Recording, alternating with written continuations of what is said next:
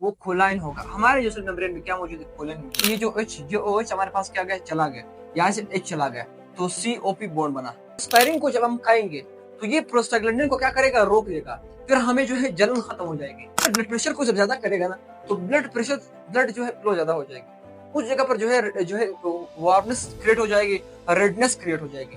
देखिए फास्फोलिपिड्स को जो है ना, इस फास्फोलिपिड को मैं आप लोगों को ऐसे पढ़ाऊंगा जो FSC स्टूडेंट्स के लिए भी बेहतरीन होगा, MDK स्टूडेंट्स के लिए भी बेहतरीन होगा, और किसी भी एग्जाम के लिए होगा। जो द मोस्ट कॉमन जो नाइट्रोजनस बेस वो कोलाइन है, ये जो दो टेल, ये टेल यहाँ पर जो अटैच है ना, इस जगह पर और इस जगह पर दो टेल है, ये हेड के साथ अटैच है। तो आपने जो है हमारे साथ आखिर तक रहना है, क्योंकि जो है हार्ट नॉलेज इज डेंजरस।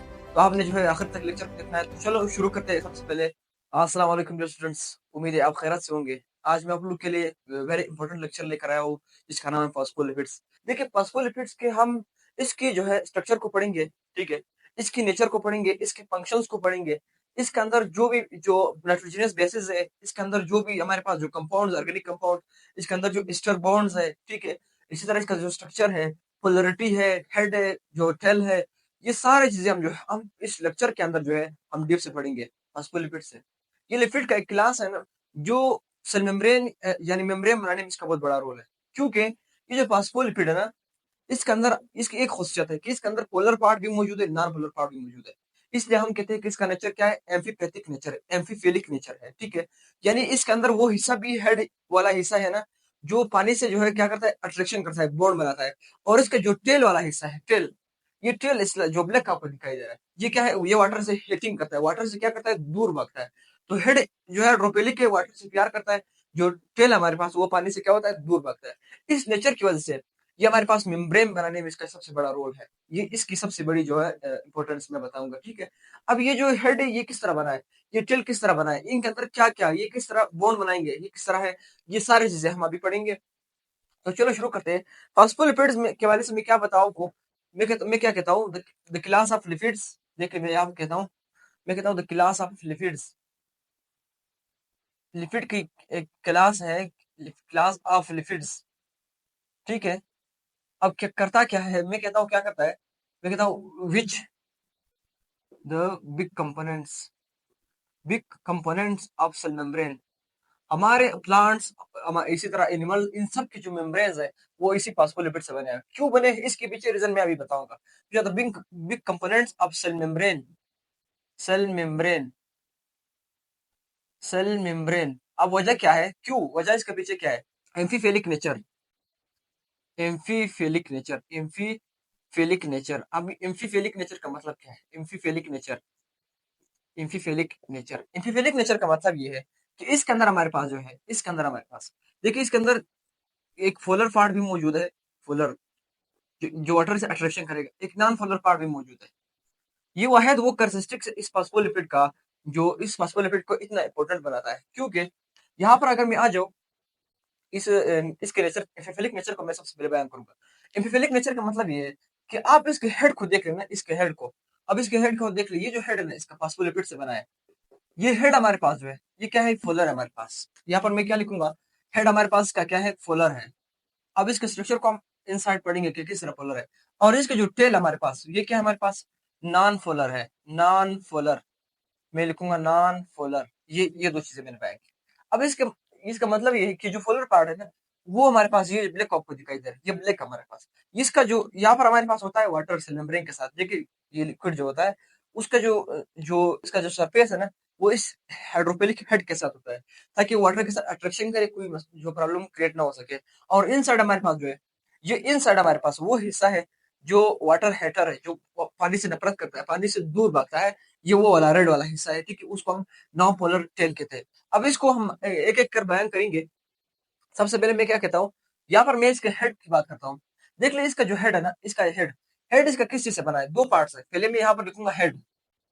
इसका एक पार्ट हमारे पास वो क्या है? हमारे पास हेड है, ठीक है। दूसरा हमारे पास क्या है? टेल है। ये हेड पार्ट है, ये हमारे पास टेल है। अब इसके हेड की अगर मैं बात करूँ, मैंने कहा एपिफिलिक है, पोलर है। पोलर तो हेड, ठीक है, मान लीजिए इसका क्या है? पोलर है। अब इस हेड के अंदर हमारे पास जो चीजें मौजूद है, मैं वो बताऊंगा। इस हेड के अंदर हमारे पास जो मौजूद है, सबसे पहला है ग्लाइसरोल, ठीक है, ग्लाइसरोल मौजूद है। दूसरा हमारे पास क्या मौजूद है?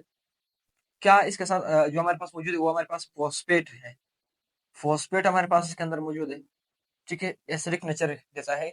और इसी तरह हमारे पास एक और भी मौजूद है, एक हमारे पास होता है नाइट्रोजनियस बेस।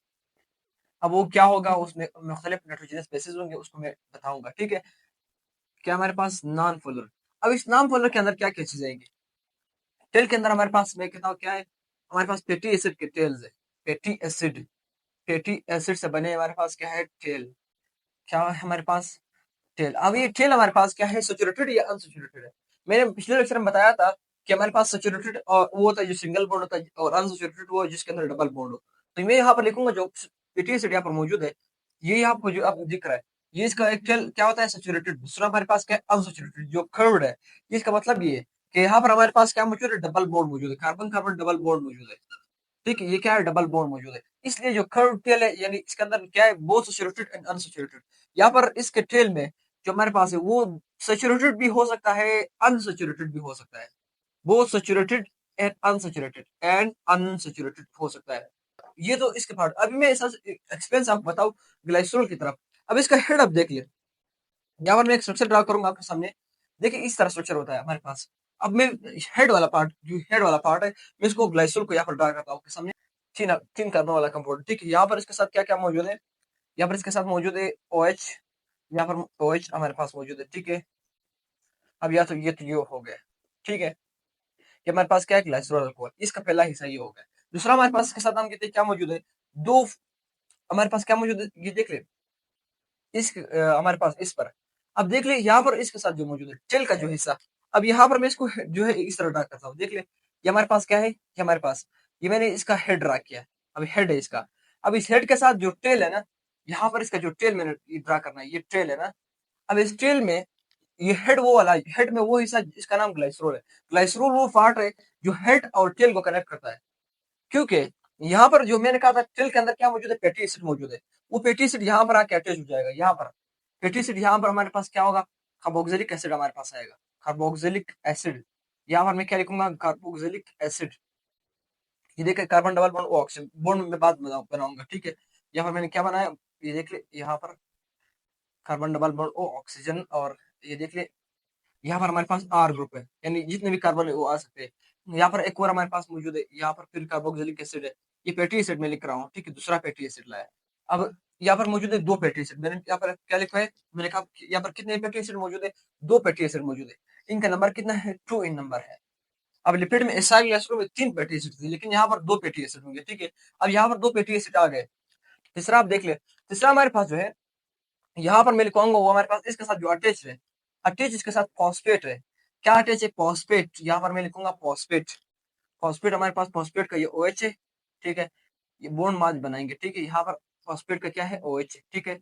यहाँ पर आप देख ले फॉस्फेट का क्या है, OH, ठीक है। यहाँ पर फॉस्फेट के साथ क्या अटैच है, फॉस्फेट के साथ जो नाइट्रोजनस बेस है। अब आप देख लिया, यहाँ पर मैं इसको मिटा लेता हूँ इस जगह को। यहाँ पर आप देख ले, ये मैंने क्या ड्रा किया, एक ग्लाइसरोल, ठीक है। अब इस ग्लाइसरोल के साथ हमारे पास क्या है, ये हमारे पास क्या है, ग्लाइसरोल। ये एक फैटी एसिड है, ये दूसरा फैटी एसिड है। तीसरे कार्बन पर हमारे पास देखिए, कार्बन नंबर 1 ये है, कार्बन नंबर 2 ये है, कार्बन नंबर 3 है, ठीक है। 3 हो गए। यहाँ पर आप देख ले, पहला जो कार्बन है, पहले कार्बन पर हमारे पास के साथ जो अटैच हुआ हमारे पास कार्बोक्सिलिक एसिड है। यहाँ पर कार्बोक्सिलिक एसिड अपना बॉन्ड बनाएगा, किस तरह बनाएगा, यहाँ पर आप देख ले। यहाँ पर देखिए, ये कार्बोक्सिलिक एसिड हमारे पास, ये अपना H देगा, ठीक है, और ये अपना OH देगा। यहाँ पर बॉन्ड बन जाएगा, ये देख COC बॉन्ड बन जाएगा। अब ये आप उस वक्त समझ आएगा जब आप पिछले लेक्चर को देखो कि मैंने इसको बहुत डीप में समझाया है, ठीक है। ये फिर भी मैं यहाँ पर समझा देता हूँ। यहाँ पर आप देख लीजिए क्या बना, ये दरमियान में ऑक्सीजन आ गया, तो हमारे पास COC बॉन्ड बना। यहाँ पर फिर इसी तरह होगा, ठीक है। यहाँ का हमारे पास क्या जाएगा, OH जाएगा, यहाँ का H जाएगा, यहाँ पर फिर COC बॉन्ड जाएगा, ठीक है, COC बन जाएगा। यहाँ पर कार्बन नंबर 3 पर आप देख लिया, यहाँ पर क्या मौजूद है, फॉस्फोरिक एसिड मौजूद है। अब फॉस्फोरिक एसिड भी यहाँ पर वो क्या कहता है कि आप अपना OH दे दे और मैं अपना H दे देता हूँ। यहाँ पर इस तरह होता है। अब यहाँ पर क्या होगा, यहाँ का क्या जाएगा, यहाँ का हमारे पास जाएगा OH, और यहाँ का क्या जाएगा, H जाएगा। अब ये जब जाएंगे तो बॉन्ड किस तरह बनेगा, बॉन्ड जब बनेगा इस तरह होगा। C यहाँ पर इसका ऑक्सीजन है, और यहाँ पर फॉस्फेट है। ये फॉस्फेट तो ये है, ये हाइड्रोजन तो गया, ऑक्सीजन बच गया ना, ये बॉन्ड बन गया। अब आप देख लिए, यहाँ पर हमारे पास ये बॉन्डिंग बन गया। तो यहाँ पर ये जो H, ये OH हमारे पास क्या गया, चला गया, यहाँ से H चला गया, तो COP बॉन्ड बना। देखिए ये हमारे पास क्या है, ये हमारे पास ऑक्सीजन है, ऑक्सीजन है, और ये हमारे पास क्या है, फॉस्फेट, तो COP बॉन्ड बना। लेकिन बात इसमें इंपॉर्टेंट ये है कि यहाँ पर इस OH के साथ मैंने कहा था क्या तीसरा चीज मौजूद है, नाइट्रोजनियस बेस मौजूद है। इस फॉस्फेट के साथ टेल के अंदर जो है हमारे पास क्या मौजूद था, हमारे पास जो है जो दो फैटी एसिड मौजूद, ये टेल का हिस्सा है। लेकिन हेड के अंदर हमारे पास क्या मौजूद है, हेड में हमारे पास मौजूद है ग्लाइसरोल, हमारे पास मौजूद है इस फॉस्फेट और नाइट्रोजनियस बेस। वो क्या हो सकता है, वो नाइट्रोजनियस बेस यहाँ पर मैं लिखवा लेता हूँ वो क्या क्या हो सकते हैं। मैं यहाँ पर लिख सकता हूँ वो हमारे पास कोलाइन हो सकता है, ठीक है, कोलाइन हो सकता है। मैं यहाँ पर और लिखवाता हूँ, वो इनएसिटोल हो सकता है, ठीक है। वो हमारे पास इथेनॉल अमाइन हो सकता है, इथेनॉल अमाइन हो सकता है, ठीक है। वो कोलाइन हो सकता है, एनएसिटोल हो सकता है, इसी तरह इथेनॉल अमाइन हो सकता है, इसी तरह हमारे पास सेरिन हो सकता है, ठीक है। ये जो कोलाइन है हमारे पास क्या है, नाइट्रोजनस बेस। एनएसिटोल हमारे पास क्या है, एनएसिटोल हमारे पास अमाइन अल्कोहल है, इसको हम कहेंगे अमाइन अल्कोहल, अल्कोहल जिसके अंदर अमाइन ग्रुप हो, अमाइन ग्रुप। इथेनॉल अमाइन भी हमारे पास क्या है, अमाइन अल्कोहल है। सेरिन हमारे पास क्या है, ये बतौर नाइट्रोजनस बेस आ सकता है, ठीक है, अमाइनो एसिड। लेकिन हम जो इस्तेमाल करेंगे वो कोलाइन होगा। हमारे जो सेल मेम्ब्रेन में क्या मौजूद है, कोलाइन मौजूद है। मोस्ट इंपोर्टेंट जो द मोस्ट कॉमन जो नाइट्रोजनस बेस वो कोलाइन है। अब कोलाइन यहाँ पर फॉस्फेट के साथ किस तरह जुड़ेगा, ये जो कोलाइन नाइट्रोजनस बेस है यहाँ पर वो इस तरह जुड़ जाएगा। यहाँ पर आप देख ले, यहाँ पर मैं क्या लिखता हूँ, देख ले, कोलाइन का हमारे पास, कोलाइन के अंदर हमारे पास क्या मौजूद है, नाइट्रोजन मौजूद, ये पहली बात हो गई। अब यहाँ पर देख ले, ये हमारे पास क्या है, कार्बन। अब नाइट्रोजन क्या करेगा, नाइट्रोजन हमारे पास कार्बन के साथ 4 बॉन्ड बनाएगा। नाइट्रोजन नॉर्मली 3 बॉन्ड बनाता है, लेकिन यहाँ पर 4 बॉन्ड बनाएगा, इसलिए इस नाइट्रोजन के ऊपर हमारे पास पॉजिटिव चार्ज आ जाएगा। अब यहाँ पर क्या हुआ, ये कोलाइन का स्ट्रक्चर हमारे पास, ये हुआ फॉस्फेट, ये हमारे पास हुआ ग्लाइसरोल, और ये दो फैटी एसिड हो गए। तो फैटी एसिड ये तो टेल का हिस्सा है, ये टेल बनाएंगे। ये हमारे पास हेड बनाएगा, हेड हमारे पास ये वाला हिस्सा है, ये ग्लाइसरोल, ये फॉस्फेट, ये हमारे पास ये जो कोलाइन, ये 3 चीजें हमारे पास हेड बनाएंगे। इस हेड के अंदर मैं क्या कहता हूँ, मैं यहाँ पर अब इसको इधर भी लिखवा लेता हूँ। इस हेड के अंदर हमारे पास कौन मौजूद था, ग्लाइसरोल अल्कोहल मौजूद है। दूसरा, इस ग्लाइसरोल के साथ कौन अटैच है, ग्लाइसरोल के साथ हमारे पास जो अटैच है वो है फॉस्फेट। फिर कौन अटैच है, फिर हमारे पास मौजूद है नाइट्रोजनियस गैस, एन में लिखूंगा। तो देखिए GPN मौजूद है, या ये मैंने ये स्ट्रक्चर है।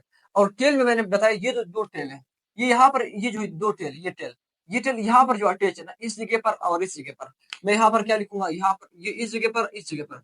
अब इस हेड के साथ इधर अटैच है, ये देख इस जगह पर, इस जगह पर। ये जो दो है, ये दो टेल्स है, ये हेड के साथ अटैच है। तो ये तो हो गया इसका स्ट्रक्चर, और इसके अंदर बॉन्डिंग हुआ, ठीक है। यहाँ पर हमारे पास कौन सा बॉन्डिंग, आपसे अगर कोई पूछे तो कौन सा बॉन्डिंग यहाँ पर होगा, यहाँ पर ईस्टर बॉन्डिंग हुआ। देखा, ये हमारे पास क्या एसिड है, ये हमारे पास ग्लाइसरोल है, अल्कोहल है। तो हमारे पास ये भी ईस्टर बॉन्ड है, ये भी ईस्टर बॉन्ड है, ठीक है। ये तो हमारे पास ये चीज होगी।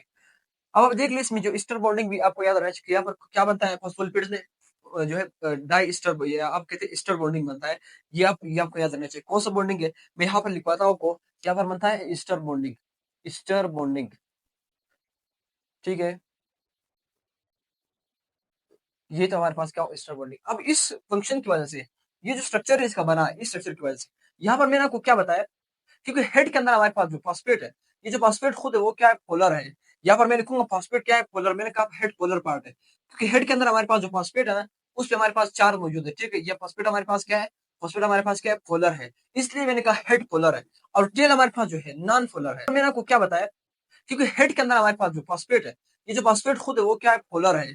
यहाँ पर मैं लिखूंगा फॉस्फेट क्या है, पोलर। मैंने कहा हेड पोलर पार्ट है, क्योंकि हेड के अंदर हमारे पास जो फॉस्फेट है ना, उस पे हमारे पास चार मौजूद है, ठीक है। ये फॉस्फेट हमारे पास क्या है, फॉस्फेट हमारे पास क्या है, पोलर है, इसलिए मैंने कहा हेड पोलर है। और टेल हमारे पास जो है नॉन पोलर है, ठीक है। उसके अंदर हमारे पास क्योंकि क्या मौजूद है, फैटी एसिड मौजूद है। और ये टेल के अंदर मैंने बताया, और दो फैटी एसिड है। ये तो चीजें आपको सारे पता होना चाहिए। इसके साथ अगर मैं ग्लाइसोल के साथ दो फैटी एसिड मिला लूं और एक फॉस्फेट मिला लूं, फिर इसको हम क्या कहेंगे, इसको हम कहेंगे फिर फॉस्फोपेटाइटिक एसिड। इसको आप डायरेक्ट फॉस्फोलिपिड नहीं कह सकते, फॉस्फोपेटाइटिक एसिड इसको हम कहेंगे, फॉस्फोपेटाइटिक एसिड, फॉस्फोपेटाइटिक एसिड हम इसको कहेंगे। ये क्या हुआ, ये तो एक मैंने आपको फॉर्मूला दिया, glycerol plus two fatty acid plus phosphate. लेकिन अगर इस फॉस्फोपेटाइटिक एसिड के साथ मैं नाइट्रोजनियस बेस यानी कोलाइन को मिटा जो है इसके साथ मिला लूं, फिर क्या बनेगा, फिर हमारे पास बनेगा फॉस्फोलिपिड।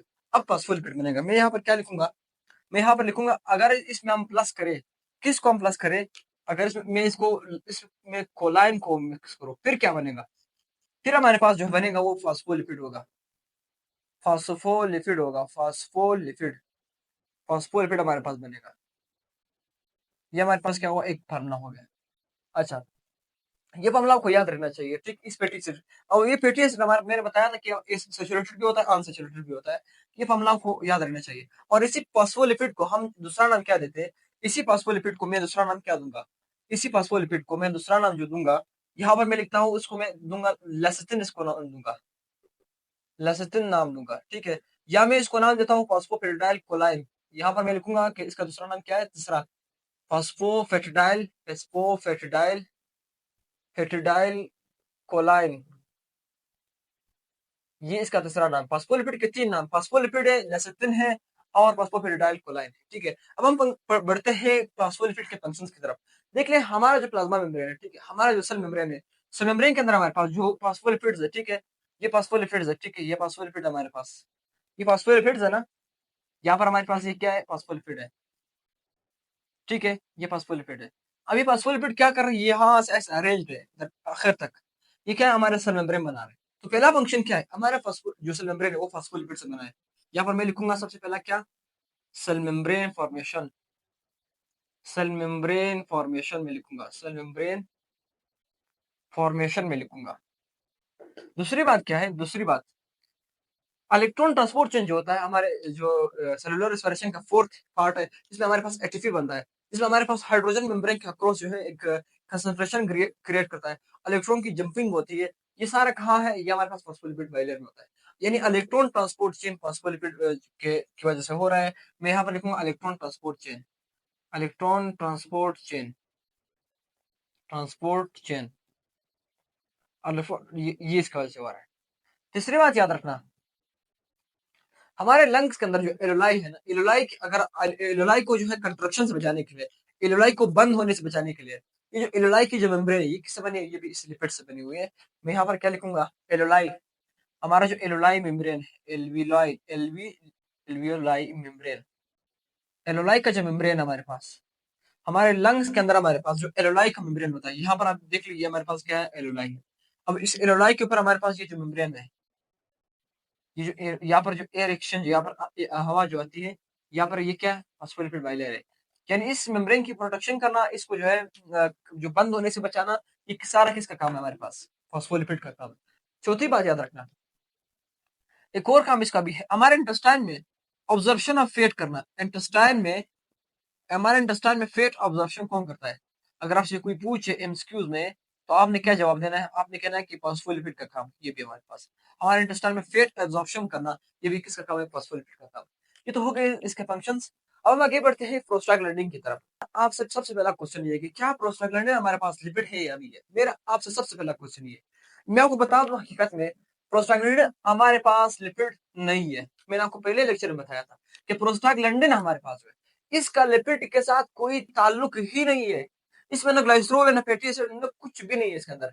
इसको इसलिए लिपिड के अंदर डाला है कि इसके जो कुछ कैरेक्टरिस्टिक्स की वजह से इसको जो हमने लिपिड कैटेगरी में डाला है, इसलिए आप इसको लिपिड नहीं कह सकते। मैंने इसके ऊपर क्रॉस लगा है। पहला बात ये हो गया। दूसरी बात मैं कहता हूँ कि प्रोस्टाग्लैंडिन को प्रोस्टाग्लैंडिन क्यों कहते हैं, ये जो कि प्रोस्टाग्लैंडिन, प्रोस्टाग्लैंडिन इसलिए कहते हैं कि इसकी जो सबसे पहले डेरिवेशन थी, कहां से इसको मिला, 1935 में। ये हमारे सेमिनल फ्लूइड में, स्पर्म के जो सेमिनल फ्लूइड हमारे प्रोस्टेट ग्लैंड में, हमारे जो रिप्रोडक्टिव सिस्टम में, वहां पर हमें मिल गया है। इसलिए हमने इसको नाम दिया, क्योंकि डेरिवेशन कहां पर है। मैं कहता हूँ ये ऐसा ग्लास है, पहले तो मैं ये लिखता हूँ, मैं कहता हूँ ऐसे ग्लास जो मैं कहता हूँ कि नॉट अ लिपिड, कोई लिपिड तो नहीं है ना। यहाँ पर क्या है, हमारे पास कोई लिपिड नहीं है, लिपिड नहीं है, लेकिन क्या है, कुछ क्या है, सेम कैरेक्टरिस्टिक्स है लिपिड की तरह। बस ये मैं लिखूंगा यहाँ पर, same characteristics to lipid, to lipid, ये पहली बात होगी। अब दूसरी बात याद रखना, दूसरी बात इसमें ये कहाँ से हमें मिला, ये कहाँ से हमें मिला, ये हमें वहां से मिला प्रोस्टेट ग्लैंड से। हमारे प्रोस्टेट ग्लैंड में सेमिनल फ्लूइड से हमें मिला, प्रोस्टेट ग्लैंड में। ये प्रोस्टा की वजह से प्रोस्टाग्लैंडिन कहते हैं, प्रोस्टेट की वजह से, ठीक है। प्रोस्टेट ग्लैंड के अंदर हमारे पास सेमिनल फ्लूइड में हमें ये मिल गया, सेमिनल फ्लूइड हमारा जो है, सेमिनल फ्लूइड में हमें ये मिल गया। पहली बात कब हमें मिला, 1935 में। पहली बात तो ये हो गई। अच्छा, इसके अंदर हमारे पास इसका स्ट्रक्चर को आप देख लिया। पहली बात तो ये, इसके अंदर जो एसिड आपको याद रखना चाहिए, वो बहुत इंपॉर्टेंट है, वो आता है एग्जाम्स में। वो हमारे पास कौन सा एसिड है इसके अंदर, इसके अंदर हमारे पास जो एसिड है, मैं यहाँ पर लिखूंगा एरेकिडोनिक एसिड, एरेकिडोनिक एसिड। यहाँ पर मैं लिखूंगा एरेकिडोनिक एसिड इसके अंदर मौजूद है। ये पहली बात आपको पता होनी चाहिए, इसलिए आपको बताऊं कि एग्जाम के हवाले से बहुत इंपॉर्टेंट है। एरेकिडोनिक एसिड इसके अंदर मौजूद है। फिर अगला बात याद रखना, इसके अंदर जो कार्बन है, ये हमारे पास 20 कार्बन एटम है। एक ऐसा जो है कंपाउंड है, ऑर्गेनिक कंपाउंड है। इसके अंदर जो है 20 कार्बन एटम है। फिर ये 20 कार्बन एटम हमारे पास, हर 5 कार्बन ने मिलकर एक रिंग बनाया है। हमारे पास कितने रिंग बनाए? 4 रिंग, 1 2 3 4, यानी 5 कार्बन वाला। ये देखिए कार्बन 1 2 3 4 5, 5 कार्बन के स्ट्रक्चर तो जरूरी नहीं, फिर भी मैंने बता दिया। यहाँ पर मैं क्या लिखूंगा, आपको ये ना याद रहना चाहिए कितने कार्बन है इसके अंदर। 20 कार्बन एटम, 20 कार्बन एटम है ये। या एटम की जगह आप ये जो है आप ये लिख सकते हैं। आप ये लिख सकते हैं कि 20 कार्बन हमारे पास ऑर्गेनिक कंपाउंड है, ठीक है। या 20 कार्बन आप लिख सकते हैं, ठीक है। यहाँ पर कितने रिंग बनाए? 1 2 3, इसने 4 रिंग्स बनाए, ठीक है। अगली बात याद रखना, 4 रिंग्स के अंदर तो ठीक है मान लिया। और एक बात याद रखना, ये प्रोस्टाग्लैंडिन हमारे बॉडी में हर सेल रिलीज करता है। ये बतौर लोकल हार्मोन रोल प्ले करता है। लोकल हार्मोन का मतलब ये, हमें हमारे बॉडी में जब भी कोई इन्फेक्शन का खतरा होता है, हमारे डिफेंस सिस्टम को, हमारे इम्यून सिस्टम को जब एक डिफेंस का एक जो है डेंजर फील होता है, तो फिर होता क्या है, ये क्या करता है, ये जाकर हमारे स्मूथ मसल में, जो ब्लड वेसल्स है ना, ब्लड वेसल हमारे स्मूथ मसल में क्या करता है, डायलेट कर देता है। इसकी वजह से ब्लड प्रेशर ज्यादा हो जाता है, और उसकी वजह से हमारे जो है हमें जो है उस जगह पे जलन होती है। अब देख ले, आपको किसी जगह पर ना, आपको किसी जगह पर जब कील लग जाता है ना, कील या कोई ऐसी चीज छुप जाती है, तो वो जगह क्यों सुर्ख हो जाती है? आपने कभी सोचा है? वहां पर प्रोस्टाग्लैंडिन जो है ब्लड वेसल को जो है डायलेट कर देता है, ताकि कोई इंफेक्शन बाहर से ना आ जाए, और वो जगह सुर्ख हो जाता है। ये सारा काम किसका है? ये ब्लड वेसल को डायलेट करना, ये छोटा करना, ये जो सुर्खी लाना, ये जो है हमारे पास हाइपोथैलेमस के ऊपर ये क्या करता है, हाइपोथैलेमस को कहता है कि बॉडी में क्या करो, बुखार को, टेम्परेचर को बढ़ा दो, क्योंकि बैक्टीरिया आ गई है। जब टेम्परेचर बढ़ेगा तो बैक्टीरिया का रिएक्शन क्या होगा, रुक जाएगा। ये सारे क्या, ये क्या काम करता है, मैं यहाँ पर लिखूंगा क्या कर रहा है, dilate blood vessel, dilate blood vessels, मैं यहाँ पर लिखूंगा डायलेट। आपसे सबसे पहला क्वेश्चन ये कि क्या प्रोस्टाग्लैंडिन हमारे पास लिपिड है या नहीं है? मेरा आपसे सबसे पहला क्वेश्चन ये। मैं आपको बता दूं, हकीकत में प्रोस्टाग्लैंडिन हमारे पास लिपिड नहीं है। मैंने आपको पहले लेक्चर में बताया था कि प्रोस्टाग्लैंडिन हमारे पास है, इसका लिपिड के साथ कोई ताल्लुक ही नहीं है। इसमें ना ग्लाइसरोल है, ना फैटी एसिड, ना कुछ भी नहीं है इसके अंदर।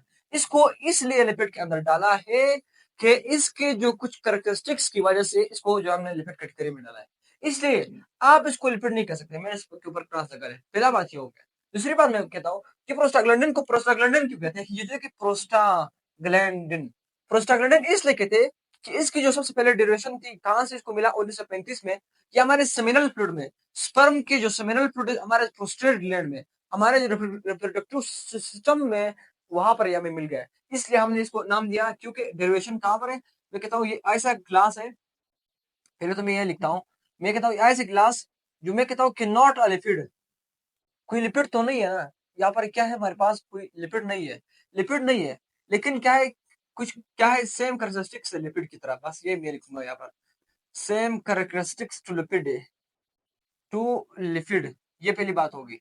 अब दूसरी बात याद रखना, दूसरी बात इसमें ये कहाँ से हमें मिला, ये कहाँ से हमें मिला, ये हमें वहां से मिला, प्रोस्टेट ग्लैंड से। हमारे प्रोस्टेट ग्लैंड में सेमिनल फ्लूइड से हमें मिला, प्रोस्टेट ग्लैंड में। ये प्रोस्टा की वजह से प्रोस्टाग्लैंडिन कहते हैं, प्रोस्टेट की वजह से, ठीक है। प्रोस्टेट ग्लैंड के अंदर हमारे पास सेमिनल फ्लूइड में हमें ये मिल गया। सेमिनल फ्लूइड हमारा जो है, सेमिनल फ्लूइड में हमें ये मिल गया। पहली बात कब हमें मिला? 1935 में। पहली बात तो ये हो गई। अच्छा, इसके अंदर हमारे पास इसका स्ट्रक्चर को आप देख लिया। पहली बात तो ये, इसके अंदर जो एसिड आपको याद रखना चाहिए, वो बहुत इंपॉर्टेंट है, वो आता है एग्जाम्स में। वो हमारे पास कौन सा एसिड है इसके अंदर? इसके अंदर हमारे पास जो एसिड है, मैं यहाँ पे लिखूंगा एरेकिडोनिक एसिड, एरेकिडोनिक एसिड। यहाँ पर मैं लिखूंगा एरेकिडोनिक एसिड इसके अंदर मौजूद है। ये पहली बात आपको पता होनी चाहिए, इसलिए आपको बताऊं कि एग्जाम के हवाले से बहुत इंपॉर्टेंट है। एरेकिडोनिक एसिड इसके अंदर मौजूद है। फिर अगला बात याद रखना, इसके अंदर जो कार्बन है, ये हमारे पास 20 कार्बन एटम है। एक ऐसा जो है कंपाउंड है, ऑर्गेनिक कंपाउंड है। इसके अंदर जो है 20 कार्बन एटम है। फिर ये 20 कार्बन एटम हमारे पास, हर 5 कार्बन ने मिलकर एक रिंग बनाया है।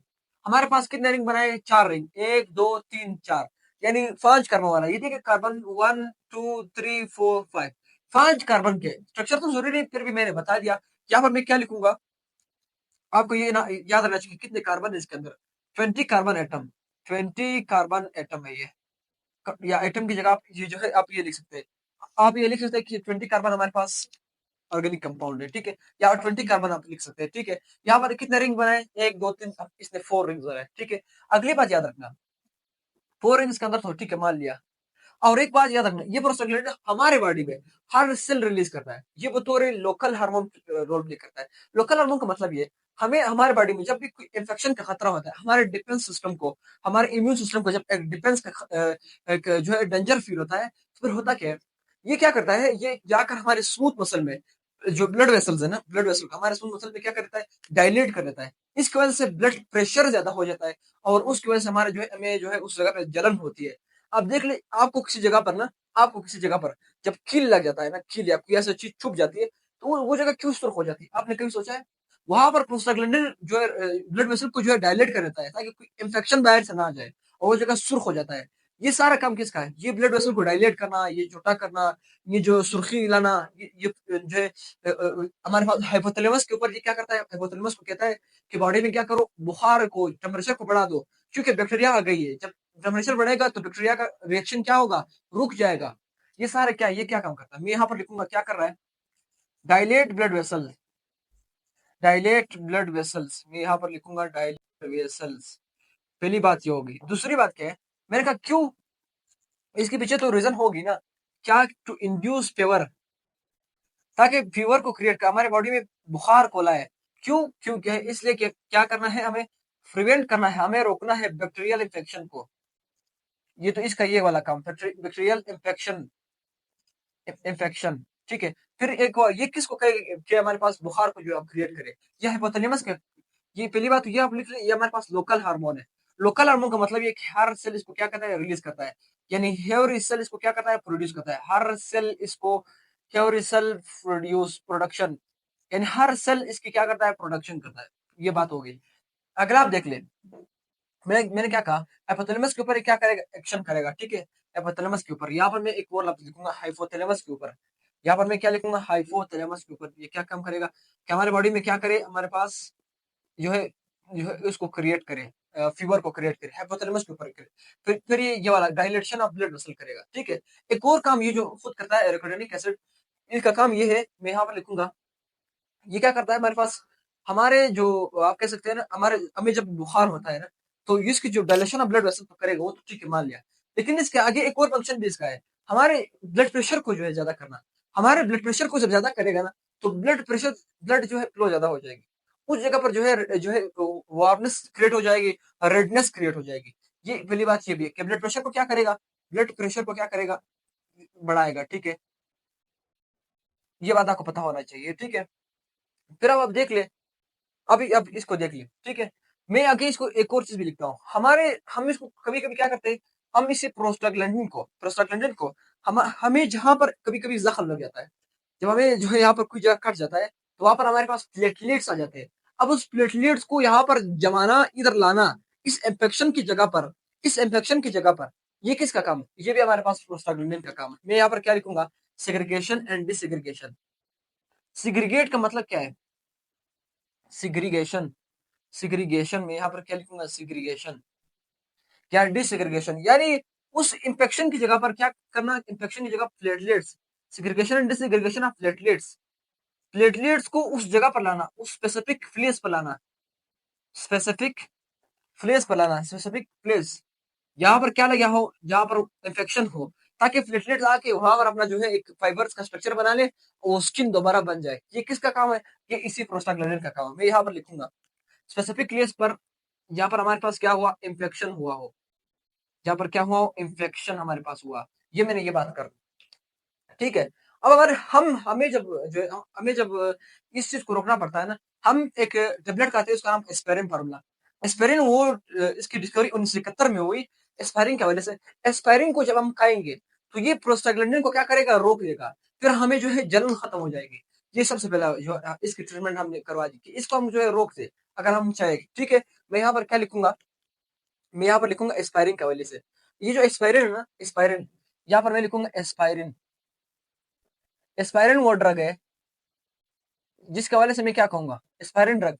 मैं यहाँ पर इसकी रिलेशन बयान करूंगा, मैं कहता हूँ इन्वर्सली प्रोपोर्शनल टू, किसके इन्वर्सली प्रोपोर्शनल है, प्रोस्टाग्लैंडिन के, प्रोस्टाग्लैंडिन, ठीक है। यानी आप जितना एस्पायरिन ज्यादा खाएंगे, ठीक है, उतना प्रोस्टाग्लैंडिन क्या हो जाएगा, कम हो जाएगा। यानी इसके ट्रीटमेंट के लिए, इसके इलाज के लिए हमने क्या लाया, एस्पायरिन ड्रग लाया। ये आपको पहली बात पता होना चाहिए, ठीक है। आगे मैं बात करूंगा कि जो हमने इस स्ट्रक्चर को, इन चीजों को हमने समझ लिया, ठीक है। इसके फंक्शंस, ये लिपिड नहीं है, ठीक है, वो तो ठीक है, समझ लिया। एक और बात याद रखना, हम आर्टिफिशियली भी इसको बनाते हैं। हम आर्टिफिशियली उस वक्त बनाते हैं, हमें फॉर्चुनेशन के टाइम, जब बच्चे के पैदा होने का टाइम होता है, उस टाइम उसकी जो वो प्रोस्टाग्लैंडिन को हम जो आर्टिफिशियली दे देते हैं, ताकि वो फॉर्चुनेशन हमारे पास क्या करे, आसानी करे। कि मैंने क्या कहा, आर्टिफिशियली कहाँ पर, किसके ट्रीटमेंट के लिए, पार्चुरेशन में। यहाँ पर मैं लिखूंगा पार्चुरेशन। क्या लिखूंगा, पार्चुरेशन। पार्चुरेशन उस वक्त होता है, पार्चुरेशन हमारे पास क्या होता है, पार्चुरेशन में इसको हम आर्टिफिशियल देते हैं। बट पार्चुरेशन वो टाइम होता है हमारे पास, जो हमारे पास क्या होता है, बच्चा पैदा होता है। मैं यहाँ पर लिखूंगा बच्चा पैदा होने के टाइम, बच्चा पैदा होने के वक्त, ये उस वक्त को हम कहते हैं पार्चुरेशन, ठीक है। मैंने लिखा बच्चा पैदा होने के वक्त, उसको हम कहते हैं पार्चुरेशन। एक और बात याद रखना, एक और बात आपको पता होना चाहिए कि प्रोस्टाग्लैंडिन हमारे पास, इसकी जो एक और ट्रीटमेंट है, हमें हमारे स्टमक में जब अल्सर हो जाता है, अल्सर को हम डाइजेशन पढ़ेंगे। अल्सर जब हमारे मैदे को जख्म लग जाते हैं, मैदा जो है उसके अंदर जो म्यूकस वाला जो पहला मेम्ब्रेन इनर साइड पर, वो उसको जब कट लग जाता है, फिर वहां पर HCl जाता है, वहां पर हमारे पास जख्म जलन होने लगता है। अब इस चीज को रोकने के लिए हम क्या करेंगे, हम आर्टिफिशियल प्रोस्टाग्लैंडिन देंगे। ये मैंने बात कर दी। मैंने क्या कहा, मैंने कहा ट्रीटमेंट ऑफ अल्सर। ये मैंने क्या लिखा है, ट्रीटमेंट ऑफ अल्सर। अल्सर हमारे पास क्या होता है, जब हमारे पास क्या हो जाए, हमारे पास क्या हो जाए, डैमेज हो जाए, डैमेज हो जाए। कहाँ पर, हमारे पास स्टमक के अंदर, स्टमक में हमारे पास कोई कट लग जाए, वहां पर जख्म और जलन होने लगती है, बहुत दर्द करता है। उसके नाम फिर आर्टिफिशियल हमारे पास प्रोस्टाग्लैंडिन देंगे। ये तो आपको पता हो गया। तो स्टूडेंट्स, ये हुआ हमारा आज का लेक्चर। अगर आपको लेक्चर के हवाले से कोई भी आपका कोई सवाल है, क्वेश्चन है, तो आप मुझे कमेंट बॉक्स में जरूर बताइएगा। और इसी के साथ साथ हमारे चैनल को लाइक करें, सब्सक्राइब करें, शेयर करें अपने दोस्तों के साथ। और आपकी सब्सक्रिप्शन जो है वो हमें बहुत मोटिवेशन देता है। हम इस एक लेक्चर को बनाने में 5-5 घंटे हमें लगते हैं, अपलोड करने में तो 3-4 घंटे लग जाते हैं। तो आप खुद अंदाजा लगा ले, तो इससे अभी कितनी जल्द इसके लिए करनी पड़ती है मुख्तलिफ बुक्स को। मैं आपको एक दिन दिखाऊंगा ये जो बुक्स वगैरह है। तो आप काइंडली हमारे जो है चैनल को लाइक करें, सब्सक्राइब करें, शेयर करें अपने दोस्तों के साथ, और इल्म फैलाने के इस अमल में हमारा साथ दें। मिलते हैं अगले इंटरेस्टिंग और वेरी इंपॉर्टेंट लेक्चर के साथ, ठीक है।